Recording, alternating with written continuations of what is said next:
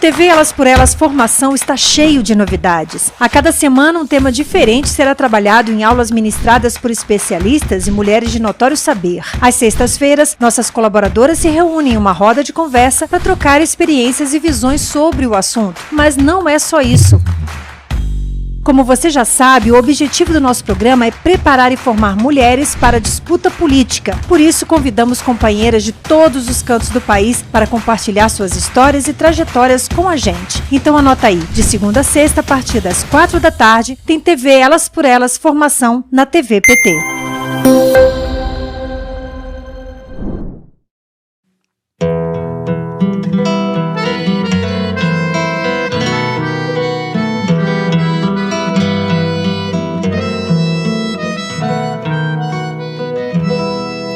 Um lugar que é bom pra mim é onde eu quiser estar. A estrela ainda brilha, ela é quem vai me guiar. Ser guerreira é minha sina, batalhando pra vencer. Tenho voz pra ser ouvida, tenho sonhos pra viver. Não vão mais conseguir me anular, me calar. Ninguém vai me impedir de cantar e lutar. Seja em casa, no campo, na rua ou na praça. Chega de mordaça, agora eu vou falar. Porque eu sou mulher pra fazer acontecer. Eu sou uma delas, são elas por elas, ocupando os espaços de poder.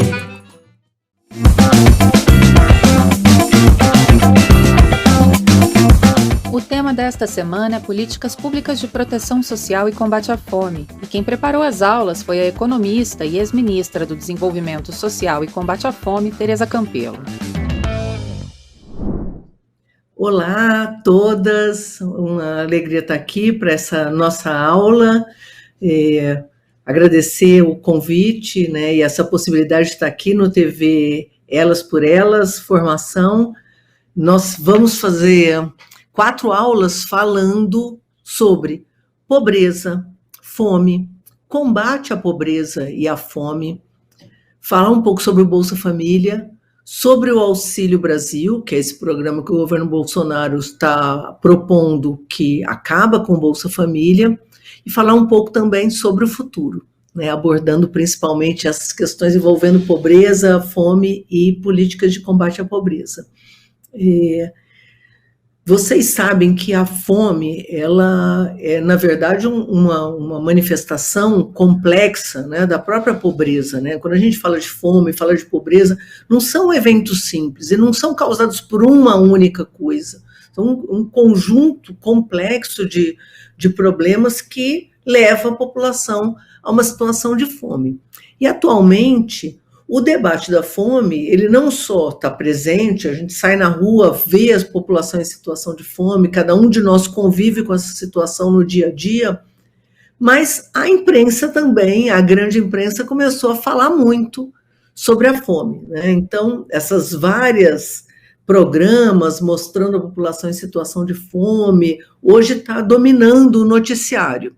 O que eu acho que seria importante para a gente começar a falar sobre pobreza e fome é tentar entender por que esse assunto e a forma como esse assunto vem sendo tratado pela grande imprensa nesse momento da história do Brasil, né? Aqui 2021, final de 2021. E eu acho que tem um erro muito importante na abordagem que eles fazem, que é dar a entender que a fome, a situação de fome que o Brasil está passando hoje, tem relação com a pandemia, ou é consequência da pandemia, e não é. A fome já tinha voltado ao Brasil.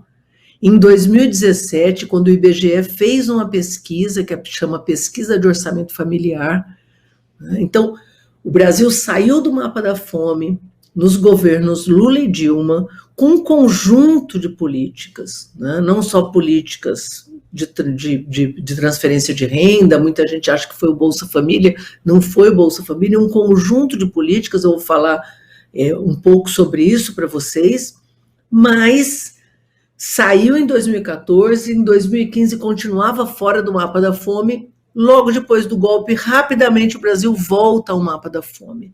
Então, não foi a pandemia. 2 anos antes da pandemia chegar ao Brasil, a população, a maioria da população já se encontrava numa situação de insegurança alimentar e nós já tínhamos voltado para o mapa da fome. Então, eu vou apresentar alguns dados para vocês que eu acho que são muito importantes para que a gente consiga enxergar na história o que aconteceu. O Brasil reduzindo a população em situação de insegurança alimentar ao longo dos nossos governos e depois, muito rapidamente, o Brasil voltando ao mapa da fome. Então, vamos começar lá em 2004. Em 2004, só lembrando que o presidente Lula assume em 2003 com um conjunto de políticas, o Fome Zero, o próprio Bolsa Família em 2003, um conjunto de medidas para gerar emprego. E em 2004, pela primeira vez, o Brasil faz um estudo pelo IBGE, que é o nosso Instituto Brasileiro de Geografia e Estatística, que a gente chama de Escala Brasileira de Insegurança Alimentar, para tentar saber qual é a situação de insegurança alimentar da população brasileira. Essa escala, inclusive, ela passou a ser usada pelas Nações Unidas, depois que o Brasil implementou, ela foi tão bem sucedida, e ela foi um mecanismo tão eficiente que a FAO, né, que é a agência das Nações Unidas para cuidar de agricultura e de alimentação, passou a usar também. Então, em 2004, pela primeira vez, o Brasil fez um estudo, né, através do IBGE, para saber qual era a situação de insegurança alimentar. Por que eu fico falando de insegurança alimentar e não de fome? Porque não é só quem está passando fome, quem não está comendo nada, que está numa situação de ameaça da sua segurança alimentar e, portanto, ameaça em ficar malnutrido, né? Tem gente que a gente chama de insegurança alimentar grave, né, que é quando não só a população não come todas as refeições, como mesmo as crianças não estão comendo. O que a gente chama de insegurança alimentar moderada, que é quando os adultos começam a pular refeições, então as pessoas não fazem todas as refeições que deveriam fazer ao longo do dia, né? Como o presidente Lula diz, tem que no mínimo fazer 3 refeições, então já tem gente na família que não está fazendo todas as refeições, mas mesmo quando as pessoas estão comendo 3 vezes ao dia, e estão comendo mal, muito mal, comendo macarrão instantâneo, né? Não estão comendo verdura, fruta, ou não estão comendo uma proteína, não estão comendo carne. Isso já caracteriza uma situação de insegurança alimentar. E tem gente que não sabe se vai comer o mês que vem. Que, aliás, diga-se de passagem, a gente está vivendo isso hoje no Brasil, né? Tem gente que recebeu o auxílio emergencial em outubro e não sabe se vai receber em novembro. Aliás, como nós vamos ver nas próximas aulas, tem muita gente que não vai mesmo continuar recebendo e, portanto, é provável que a fome vá aumentar ainda mais no Brasil. Mas aqui, voltando. Em 2004, quando a gente aplicou pela primeira vez a escala brasileira de insegurança alimentar, a gente viu que 35% dos brasileiros estavam em situação de insegurança alimentar, ou seja, não tinham segurança se iam comer no mês que vem, não sabiam se ia ter recurso para comprar comida, não sabia se ia ter dinheiro na família para as crianças se alimentarem. Muitos já passavam fome, quase 10% dos brasileiros passavam fome quando o presidente Lula assumiu, né? Em menos de 5 anos, esse índice já caiu para 30%. E depois caiu de novo para perto de 22%. Né? Nossa, mas 22% de população em insegurança alimentar continua sendo muito alto, é verdade. Mas muito rapidamente a gente conseguiu mudar essa situação. Né? Você não consegue mudar 500 anos de história de opressão, de exclusão, né, e de fome em 10 anos. Mas a gente conseguiu alterar muito essa situação e reduzir a população em situação de fome, tanto que o Brasil foi premiado nas Nações Unidas, né, recebendo um prêmio, né, dizendo que a gente tinha saído do mapa da fome. Então, o Brasil saiu do mapa da fome em 2014, graças a todo esse processo que foi construído através de políticas públicas.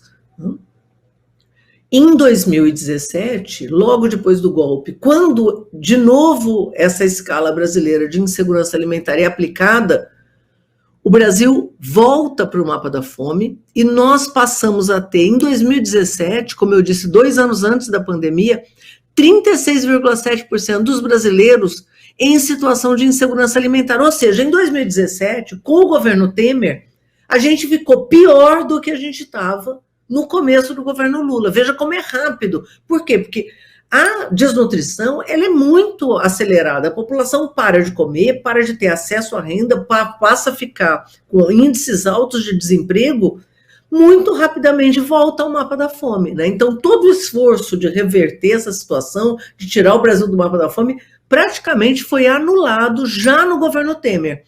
Aí entra o governo Bolsonaro, essa situação é acelerada, e com a pandemia, aí sim, nós temos o acirramento desse quadro. E aí, uma parcela enorme da população, mais de 55% dos brasileiros, em dezembro de 2020, segundo dados da Rede de Pesquisadores de Segurança, Soberania e Segurança Alimentar, mais de 55% dos brasileiros estavam em insegurança alimentar em dezembro do ano passado. Ou seja, deve ter piorado muito para hoje, a gente ainda não tem os dados, mas logo, né, em mais alguns meses teremos. Isso significa que quase 120 milhões de brasileiros estavam em insegurança alimentar, mais da metade do país. E aí, vamos olhar rapidamente o que a própria FAO diz, por que o Brasil saiu do mapa da fome. Porque eu acho que, se a gente olha o que a FAO diz, né, as Nações Unidas disseram, por que o Brasil conseguiu sair do mapa da fome? Então, ela lista algumas questões, que são várias, né, porque a fome é um fenômeno multidimensional, né, são vários problemas que levam a população a entrar em fome, e você tem que atacar várias frentes para poder tirar essa população da situação de fome. Então, o que a FAO dizia em 2014, por que o Brasil saiu do mapa da fome? Primeiro, prioridade política. A prioridade do governo do presidente Lula e da presidenta Dilma foi aumentar a renda da população e foi levar comida saudável para a população. Não só aumentar a renda, mas garantir que essa população tivesse acesso a alimentos. Então, primeira grande questão, liderança e prioridade política dos nossos governantes. Quando a gente fala prioridade, não é só blá, blá, blá. Prioridade é colocar no orçamento. Né? Então, o pobre foi para o orçamento, como o presidente Lula insiste sempre e nos lembra sempre que é o que é importante. Segunda grande questão, aumentar a renda dos mais pobres, da população empobrecida. Por quê? Porque o problema do Brasil não é falta de alimento. O Brasil é um dos maiores produtores de alimentos do mundo. Desde a década de 70, o Brasil produz mais alimento do que ele precisa para alimentar o seu povo. Inclusive exporta, é um dos maiores exportadores de alimentos do mundo. Por que o brasileiro passa fome, apesar do Brasil produzir alimentos e ter clima, ter terra, ter tecnologia, ter riqueza suficiente para alimentar todo o seu povo? O povo não tem acesso porque não tem renda, principalmente. Então, como que o governo Lula e Dilma aumentou a renda dos brasileiros? Primeiro, aumentando o salário mínimo acima da inflação.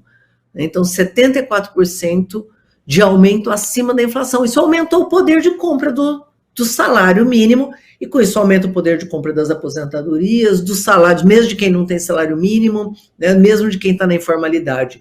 Segundo, 21 milhões de empregos foram gerados neste período nesses 13 anos do nosso governo.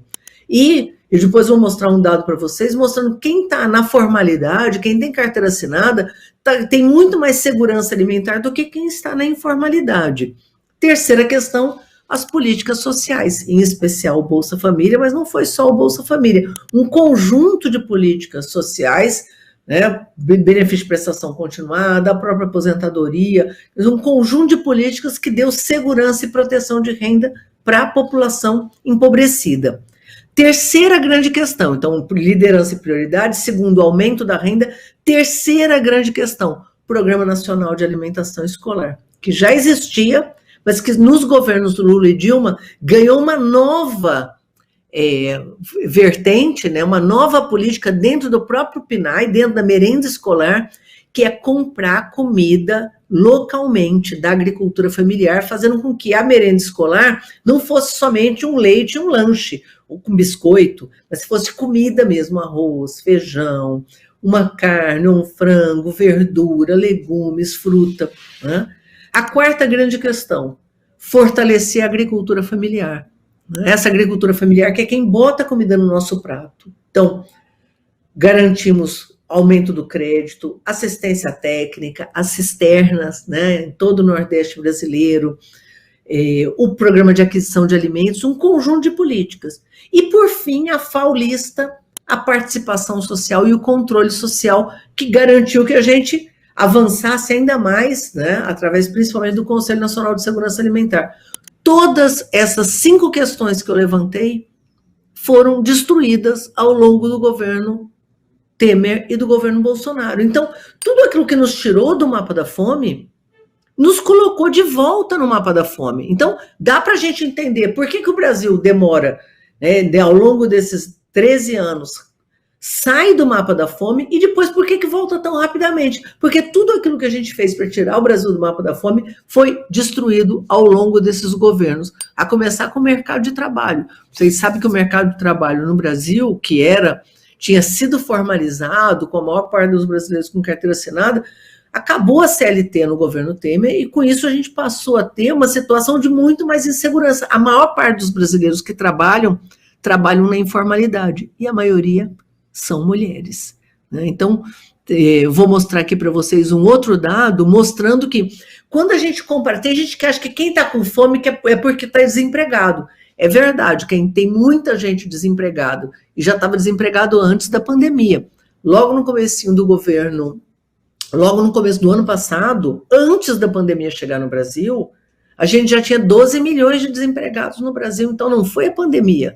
O Brasil já vivia uma situação de desemprego altíssima, né? Lembrando que no auge do governo da presidenta Dilma, a gente tinha menos de 5% de desemprego, né? Então, assim, muito mais do que dobrou, né? Quando a gente compara o trabalhador com carteira assinada com o trabalhador que não está com carteira assinada, ou seja, está na informalidade, esse trabalhador e essa trabalhadora na informalidade, que a maioria são mulheres, tem 4 vezes mais risco de estar em situação de fome do que quem está com carteira assinada, né? E lembrando, né, a mulher, em geral, né, ela tem muito mais dificuldade de se inserir no mercado de trabalho formal, né, e muitas vezes está na informalidade.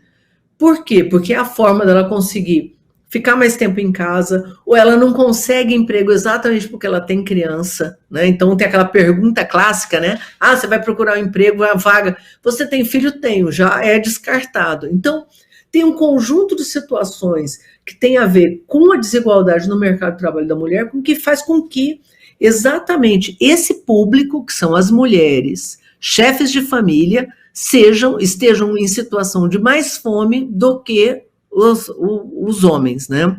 Então, o próximo slide que eu vou mostrar para vocês aqui, os próximos dados mostram isso, que quando a gente compara, né, essa mesma pesquisa, olhando, né, se o chefe de família é mulher ou se é homem, a gente vê que a insegurança alimentar é muito maior quando estamos falando de chefes de família mulheres, e a fome também é muito maior. Então, entre os homens, por exemplo, a situação de fome é de 7,7%, entre as mulheres, 11,1%. Né? Então, muito acima. Quando a gente olha um outro dado agora, olhando raça e cor, a gente vê que a desigualdade também é maior entre os negros e negras, né, do que entre os brancos e brancas, né? Então, entre os brancos, né, o chefe de família branco, 7,5%, e os negros e negras, 10,5%, dobra o risco de fome e de insegurança alimentar. Agora, se for mulher, chefe de família, negra, com filho pequeno, essa é a situação mais grave no Brasil. Então, a situação da fome, ela é uma forma da gente olhar a própria desigualdade que permanece no Brasil, né, e que foi aumentada à medida que as políticas públicas nos governos Temer e Bolsonaro foram desmontadas. Então, foi desmontado o mercado de trabalho, foi desmontada a legislação trabalhista, foi desmontado um conjunto de políticas. Hoje a gente tem fila para aposentadoria, para benefício de prestação continuada, para o Bolsa Família, né, para um conjunto de políticas públicas, e isso é o que explica por que o Brasil já estava no mapa da fome, já vivia um aumento da pobreza muito grande, mesmo antes da pandemia chegar ao Brasil. É lógico que a pandemia acirrou isso, mas por que piorou tão mais do que outros países? Porque toda essa rede de proteção, que podia ter sido super importante para evitar que essa fome chegasse nos patamares que chegou, toda essa rede de proteção foi desmontada.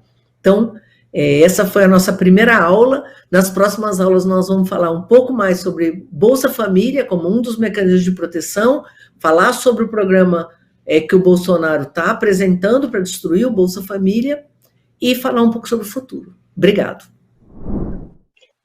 Meu nome é Juliana Jardim, tenho 29 anos, estou desempregada desde 2019 e moro com meus 2 filhos. Eu moro no quintal da minha mãe, numa casa separada.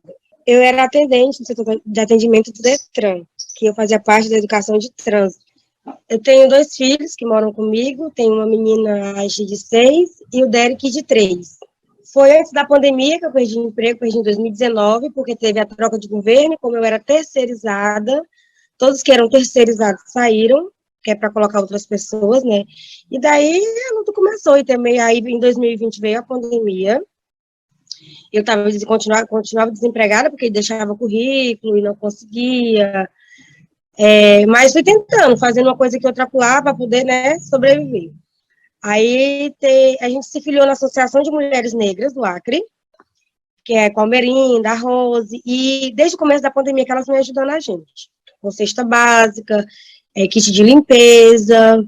Ela sempre vem ajudando a gente da Associação das Mulheres Negras. Durante esse período que eu estou desempregada, eu só pude contar com o Bolsa Família, que é um auxílio do governo. Do governo foi só o Bolsa Família mesmo, que outras ajudas que eu tive não teve nada a ver com o governo. O auxílio emergencial não dá, é negado pelo fato de a gente ser beneficiário do Bolsa Família. E quem é beneficiário do Bolsa Família não pode tirar o auxílio emergencial, porque veio um extrazinho no Bolsa Família. Foi mais difícil porque as escolas fecharam, né? A minha filha está na primeira série, ela saiu do pré, foi para a primeira série, foi logo quando a pandemia veio e fechou a escola, então teve que estar em casa com a gente, e dificultava mais para poder sair, né, para arrumar um emprego, deixar um currículo, ficou mais difícil. E o medo do meu benefício ser retirado, porque é o único que eu tenho. O medo de perder o Bolsa Família e começar o Auxílio Brasil, porque muitas famílias que precisam, que só tem o Bolsa Família, vão perder o Bolsa Família por conta dessa troca.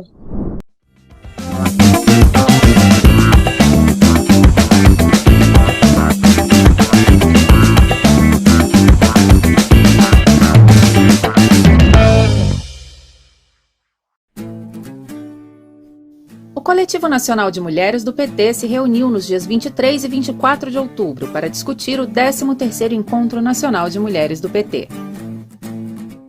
Nesses 2 dias a gente esteve reunida aqui, o Coletivo Nacional de Mulheres do PT, depois da pandemia, a primeira vez que a gente se reúne com toda a segurança possível. E a reunião foi para construir o Encontro Nacional das Mulheres do PT. A gente está à véspera desse processo, com mobilizações em todo o país, e o Coletivo Nacional se reuniu para a gente fazer um balanço de como está a organização nos estados e preparar para o Encontro Nacional, que já tem tema e vai ser muito legal para as mulheres do PT.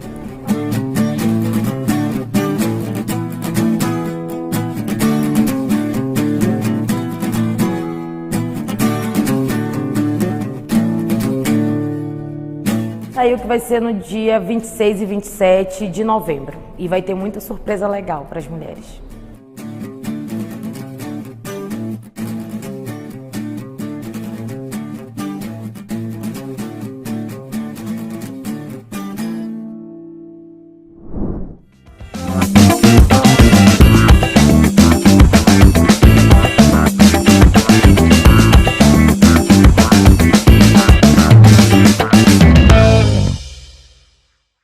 Olá, aqui é a Tainá de Paula, vereadora do Rio de Janeiro. O que me motivou a entrar na política?